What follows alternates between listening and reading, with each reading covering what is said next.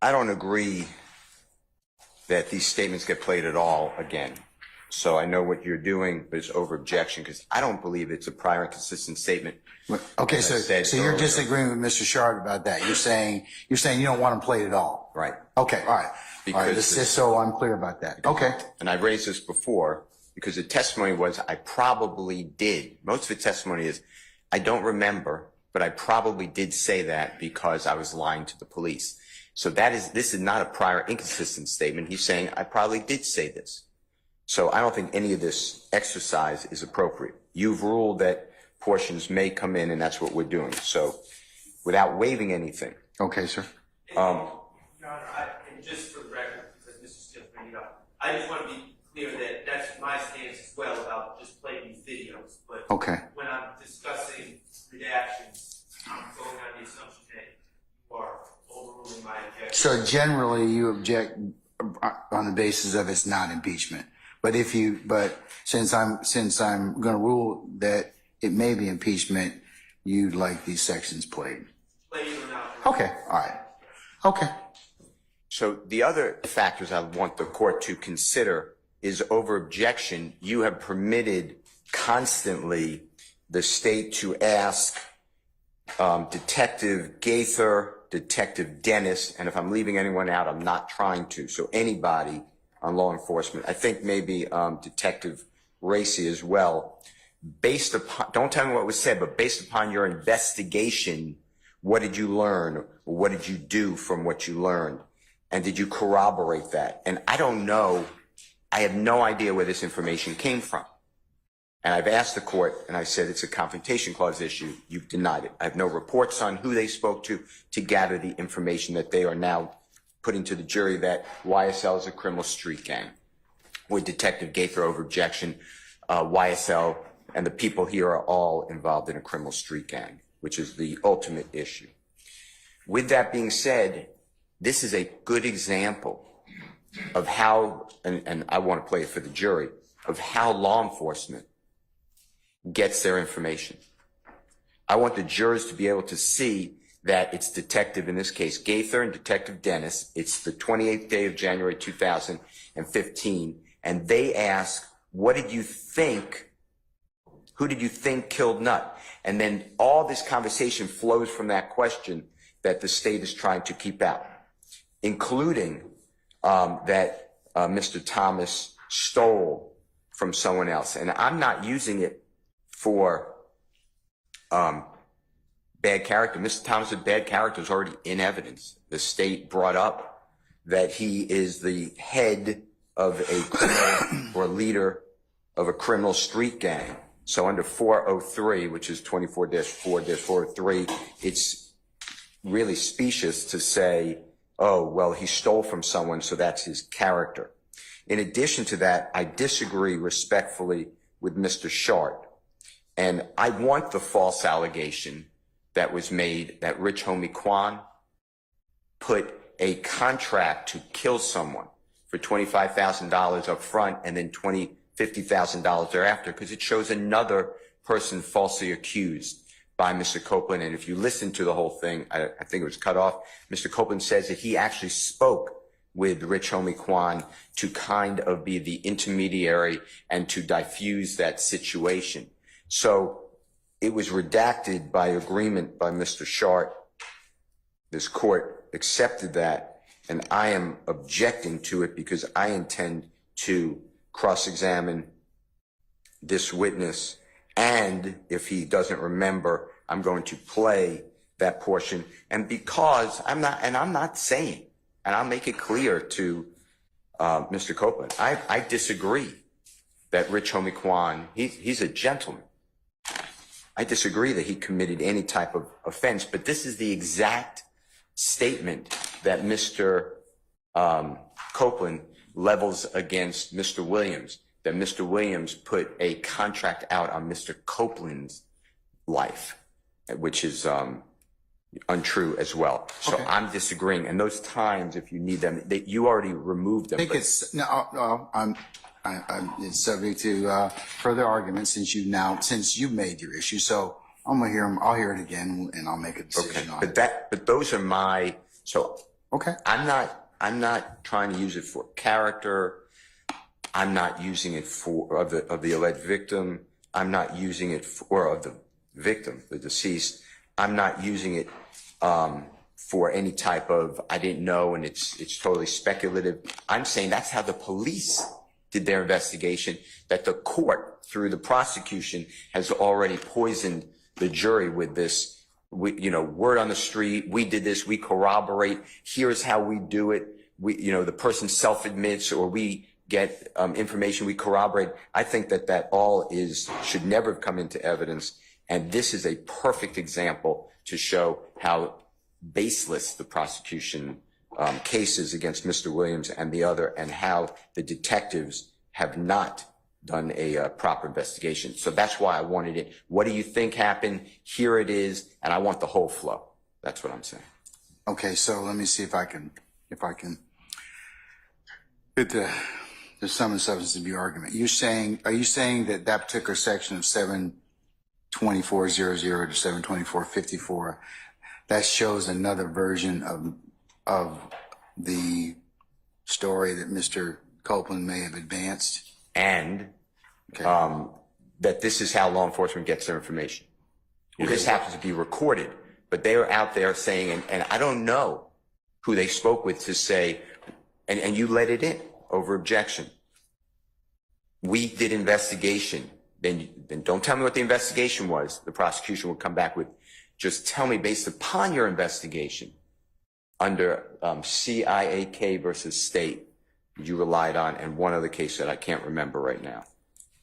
But you relied on two cases, and I disagreed with the analysis, but that's the rule of your court. So we went forward, but I want to show the jurors now how the police did this investigation, and it's preposterous because all this is a lie. Everything Mr. Copeland said is a lie, yet they're using him as a primary witness against Mr. Williams and others. Okay. I mean, I understand what you're saying. I believe that case does indicate that depending upon, since the investigation is an issue so I'll hear it again. Okay. All right. Can I hear 724.00 to 724.54, please?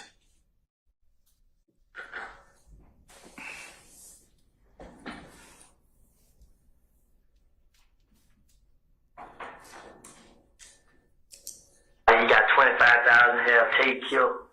It's like from the picture you just showed me? Nah, tell you who just got shot the other night. Oh, in the car over there? Okay. He got 25,000 here, take you. Who did? This Rich Homie Quan shit. Cause he was telling me. So I'm telling Rich Homie Quan like, but you got these niggas in your house. These same niggas that shut up my house, bro. Right. Rich Homie Quan he like, bro, they just look like that, bro. Like, we the same shit. Like, but still, bro, you right here hating these niggas this and that. So Rich Homie Quan bro, it ain't dead. We the same shit. I just can't turn my back on. Like, it ain't dead, bro. You support these niggas, bro. So the more you support them, the more they gonna come out and do that. If you leave them alone, then everything gonna go away. Yep. Then you're like, bro, just protect me, bro. We need y'all, bro. I need y'all to protect me. How the hell we gonna protect you? You and these niggas out here doing it. Then you're like, so you shot my truck, bro. Oh, that side of the truck. Man, you know what I'm saying? Man, you been around. Like, nah, I'm just asking. You went there like that. What did he have the 25 on the dude Tay here on? Say, daddy got shot. Rich Homie Quan. Yeah, barbershop. So like how they say my name? On Bankhead, they say Tay name. They saying Tay did. I know Tay ain't do it. You know what I'm saying? Then I'm lying stuff saying Tay said like his mom. I know Tay ain't do that. Right. You know what I'm saying? The night before we just at the party. Yeah, who did it? Somebody else did. Some. Spit it out. You know what I'm saying? But it's supposed to be some nigga that had money over there. You know what I'm saying? Over there got money. No, I'm talking about Bankhead. A lot of niggas on Bankhead got money. That's why when I started thinking, I couldn't think of the name, but this nigga supposed to have paid somebody on Johnson Road, one of them streets over there to do it. Mm-hmm. You know what I'm saying? To kill him and retaliate, to get that Quan? Or to target his daddy? Cause like the same day, we like, I was in the street, I seen Quan crying. I'm like, what's wrong, bro? He need to try to kill my dad. Yo, You know what I'm saying? But him and Tate been having problems. Right. So that's why he think it's Tate. Right. Him going through it, him and Tate murder each other. But he don't even know they Tate. Right. How y'all have a problem? But Tate is a school boy. Mm-hmm. And they feel like they retaliation. Man, it ain't. But like, I couldn't say him because no matter how many times I tried to speak up for Tate, he always had it in his head. Tate did. Right. So like, man, y'all tripping, man. So that's what that was about the other day. I called Tate, you know. I was gonna ask Tate, but I had Tate put up on me like probably like Friday or Thursday or Friday. Tate pulled out like, hey, bro, Rich Homie Quan like 25,000 on your head. Why so much? He scared of Tate. Yeah. He real scared. He's scared of Tate. So I tell Tate, I'm like, bro, he trying to face my damn Rich Homie Quan supposed to go and kill her. You know what I'm saying? So I'm feeling like that's what he did because the whole time you didn't have the money on Tate's head. And he ain't do it, so when you go and demand out, that's what happened. That's on him, you feel what I'm saying? But I ain't talked to Tate. I don't know how it happened, I don't know what happened. Mm-hmm. But I know Tate wasn't messing with nobody. Tate started doing whatever he was doing. He just ran around and he trying to be a rapper. Right. So I What did he drive? Huh? What did he drive? A gold charge. So, damn, so Kenneth knocked him off? Word. That's basically the word. Like they saying it's $75,000 heat out on kill hit. From who? I mean, Pink City, Fort Worth. What's the one? And somebody was All right. So that's, I believe, the portion that Mr. Steele is referencing, Your Honor. As you see, there's nothing in this section that has to do with the murder of Donovan Thomas at all. He's talking about a conversation that he had with Rich Homie Quan about this $25,000, which has nothing to do with the issue at hand in this case, which is who killed Donovan Thomas. No, not necessarily. If he's got another version of who may have done what, that's impeachment by contradiction or just straight out impeachment. But this isn't a version of who killed Donovan Thomas. What they're talking about is who killed. It doesn't make a difference if he's telling materially different versions of what happened. That potentially is he can be impeached on that. When you say what happened, What happened, or how he came to find this information. I mean, if he's given the police different versions of what may have happened. When you say what may have happened, because what he's What may talking have about, happened, what he told them. but when you say what may have happened, Your Honor, in this portion, he is not talking about the murder of Donovan Thomas. He is talking about Rich Homie Quan's father was shot at in September of 2014. In this particular portion, he is only talking about the fact that Rich Homie Quan thought that an individual named Tay shot Rich Homie Quan's father. This has nothing to do with the murder of Donovan Thomas. Okay. So this isn't him giving a version of facts as to the murder of Donovan Thomas. This portion has nothing to do with the crime of who killed Donovan Thomas on January 10th. What he is talking about is only to Corey Lamar, which is Rich Homie Quan's father. So this would not be relevant to the issue at hand, which is who killed Donovan Thomas. Okay, so, let me also kind of just ask you to just address this as well, Mr. Steele. You have made this an issue of investigation. I mean, even though of how the police got there, Mr. Steele wants to challenge that particular issue of the investigation, which arguably he's entitled to do that. Right. So the information that they got regarding the murder of Donovan Thomas is fair game, but they're not right now. They're getting information about what could potentially be a separate crime, which is not the investigation of Corey Lamar. That's what they're talking about in this section. Now, if he wants to talk about what Kenneth Copeland told them about the murder of Donovan Thomas and their investigation as related to the murder of Donovan Thomas, then he could talk about whatever they did in these interviews regarding whether or not they followed up, whether or not they got the information, they did nothing with it. But as it relates to this portion where he is talking about Rich Homie Quan, Corey Lamar, that has nothing to do with the death of Donovan Thomas. If there's anything else in this video where they're talking about what happened before with Donovan Thomas, then that's fair game, but not this portion right here. All right. And we don't know if this $25,000 is true or false. We don't know. So we don't know if it's impeachment because Rich Homie Quan has not testified in this case. So we don't know if this is true or false or not, or if it's impeachment at all. And if Mr. Steele on cross-examination goes into a line of questioning, that's something he may decide to do. But here, as the state's case, we're not going to inject any error in this case by playing a non-relevant portion regarding the death of Donovan Thomas, because this does not have anything to do with the death of Donovan Thomas. This section right here. Now, there's another section that he wants to talk about, but this section from 724:54 to where I stopped at 727:51 has nothing to do with Donovan Thomas's murder.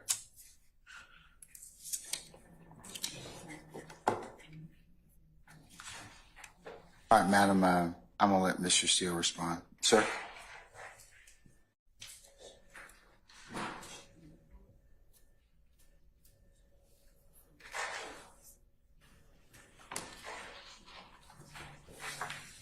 This is Mr. Copeland, who is a huge witness, as the court knows, in this case.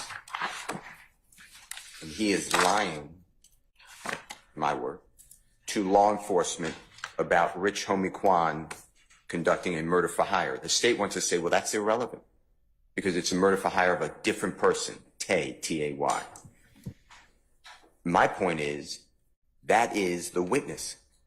It is a false allegation against another human being to do a murder for hire. The state doesn't get to limit the cross-examination to what they want it to be. And it goes to the investigation of Detective Dennis, Detective Gaither, who the court has both found over objection to be experts. And they both talked about their investigation.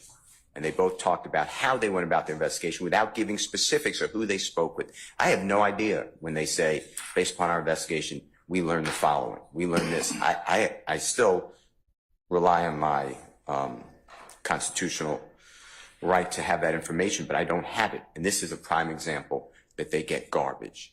That's my position. Mr. Copeland may say it's absolutely true. The state was going to call Rich Homie Quan. His name's Mr. Lamar, L-A-M-A-R. I guess now they're not. I may call Mr. Rich Homie Quan after it comes out that, if I need to, that he put a killing on someone else. Mr. Copeland may say, yeah, I was lying to the police, which I have a good faith belief that he was lying to the police. So I need to show the jurors, and the jurors need to see, to collectively understand how the police are going about this investigation and who they're dealing with and who the witnesses are that are giving sworn testimony before the court. So I believe it all comes in. Okay. And Your Honor, Mr. Steele would be assuming facts, not in evidence. We don't know, because there's no evidence before this jury, because it's not relevant for this issue, whether or not Rich Homie Quan did or did not do the $25,000 for hire. That there's no evidence before this court, before this jury, to impeach as to that issue. But I think they have a good faith base to ask it. But they don't. It would be one thing if they don't know that, but they do. They have a good faith basis to ask it. He's on cross-examination. But he's not on cross. He's on direct examination right now. But they're going to get him on cross. If they get him on cross and they played at that portion, then that's something different. But right now, for the state to play this portion, it is improper because we have not discussed at all anything dealing with Mr. DeQuantis Lamar hiring anyone, because that is not relevant to the issue at hand, which is, did YSL kill Donovan Thomas? That is the issue at hand. What happened with Corey Lamar and DeQuantis Lamar is not before this jury. So therefore, at this juncture on direct examination, there's no evidence one way or the other regarding Corey Lamar because it's not relevant. If they ask him questions on direct and over our objection, the court lets it in, then that's a different conversation on cross-examination. But right now, there's no relevant evidence regarding what happened between DeQuantis Lamar an individual named Tay and Corey Lamar. It would be improper because there's no evidence before this jury regarding those three individuals and any type of murder for hire. I got you. Okay.